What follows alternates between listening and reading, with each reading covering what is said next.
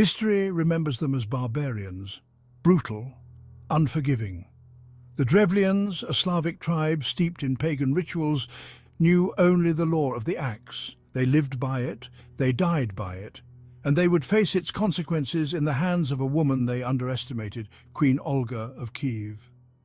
Her name, whispered in fear, would become synonymous with cunning, vengeance, and an unholy wrath that scorched the earth. But behind the mask of the monster, a different story unfolded, a story of transformation, a tale of a queen who walked through fire and emerged not purified but forged anew. This is the story of Olga, the most dangerous saint in history. Olga's origins are shrouded in mystery. Some say she was born a commoner, her beauty captivating the heart of Prince Igor of Kiev. Others whisper of a noble lineage, a strategic marriage forging alliances in a land soaked in blood. Regardless of her beginnings, Olga's life changed forever when Igor was brutally murdered by the Drevlians, leaving their young son Sviatoslav as heir. A regency was formed, with Olga at its helm. The Drevlians, drunk on their victory, saw an opportunity. They sent emissaries to Olga, offering their own prince as her husband, a move that would solidify their control over Kiev. Little did they know, they had awakened a sleeping giant. Olga, a woman underestimated, would soon unleash her fury. The Drevlians had made a grave error. They had mistaken Olga's silence for weakness. They would soon learn the true meaning of her wrath. Olga, a master of deception, played the part of the grieving widow. She welcomed the Drevlian emissaries with a facade of warmth, promising to consider their offer. But behind her polite smile, a storm brewed. She ordered her men to prepare a gruesome welcome. The first group of emissaries, arriving by boat, were seized and buried alive. A second delegation, sent to investigate, met an even more horrific fate. Lured into a bathhouse under the pretense of an audience with Olga, they were trapped inside as the building was set ablaze. The flames consumed them, their screams a symphony of agony that echoed through the night. Olga, unmoved by their pleas, had delivered a message written in ashes and blood. The Drevlians would pay for their treachery. The reign of terror had just begun. Olga, fueled by grief and vengeance, was not finished with the Drevlians, not even close. Years passed. The Kievan Rus under Olga's rule prospered, but the echoes of her vengeance still lingered. The final act of her bloody drama unfolded at the Drevlian capital, Iskorostin. After a year-long siege, Olga offered a token of peace: 3 doves and a sparrow from each household. The Drevlians, relieved at the prospect of an end to the conflict, readily agreed. But Olga, ever the strategist, had other plans. She ordered her soldiers to attach smouldering sulfur to the birds' legs. As dusk fell, the birds, desperate to return to their nests, took flight, carrying with them Olga's fiery vengeance. Iskorostin was engulfed in flames. Thousands perished. The city, reduced to ashes, became a monument to Olga's ruthlessness. And yet, amidst the carnage, a transformation was brewing within the queen. Haunted by the ghosts of her actions, Olga sought solace in a new faith. She turned her back on the pagan gods of her ancestors and embraced Christianity. The queen, who had once bathed in the blood of her enemies, now sought redemption in the waters of baptism. Section 5. The Paradox of Sainthood.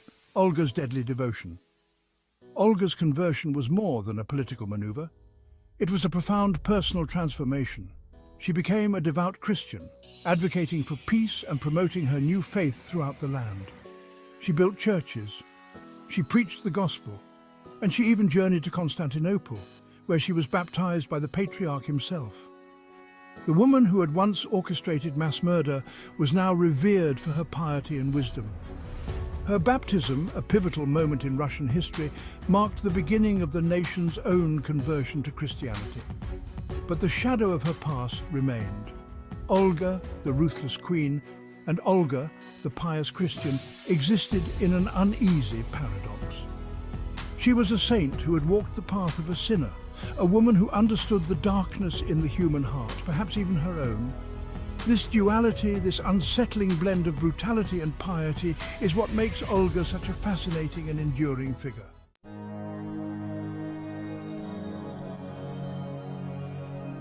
Section 6. A legacy forged in blood and faith.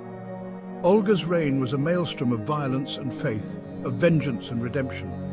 She was a ruler of contradictions, a woman who could be both terrifying and inspiring.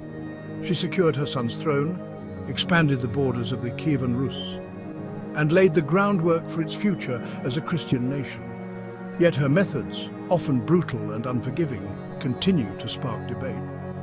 Was she a bloodthirsty tyrant or a shrewd ruler who understood the language of power in a brutal age?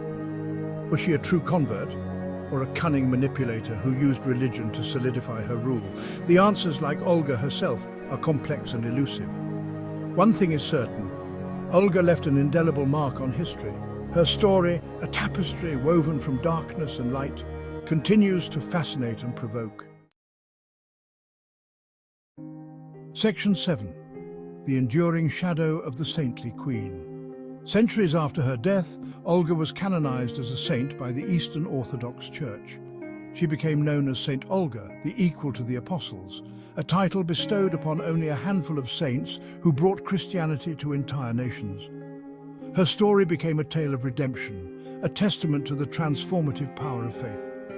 But the legend of the ruthless queen who bathed in the blood of her enemies never truly faded. It lingered in the whispers of the people, in the shadows of her grand cathedrals, a reminder that even saints have a past. Olga's legacy is a complex one, a blend of violence and piety, of vengeance and forgiveness. She remains a symbol of the enduring power of the human spirit, capable of both great darkness and incredible transformation. Section 8. Conclusion. Olga, a saint forged in the fires of vengeance. Olga's tale is not a simple morality play, but a glimpse into the heart of a leader forged in a crucible of violence and ambition. Her journey from vengeful queen to revered saint is a testament to the complexities of human nature, the enduring power of faith, and the weight of leadership in a brutal world.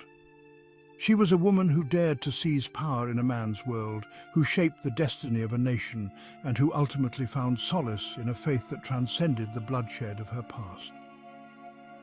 Olga, the most dangerous saint in history, remains an enigma, a figure who challenges our perceptions of good and evil, of vengeance and redemption.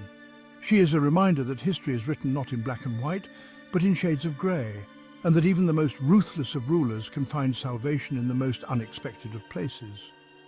Olga's story, woven from contradictions and triumphs, continues to resonate across the centuries, a testament to the enduring power of her legacy.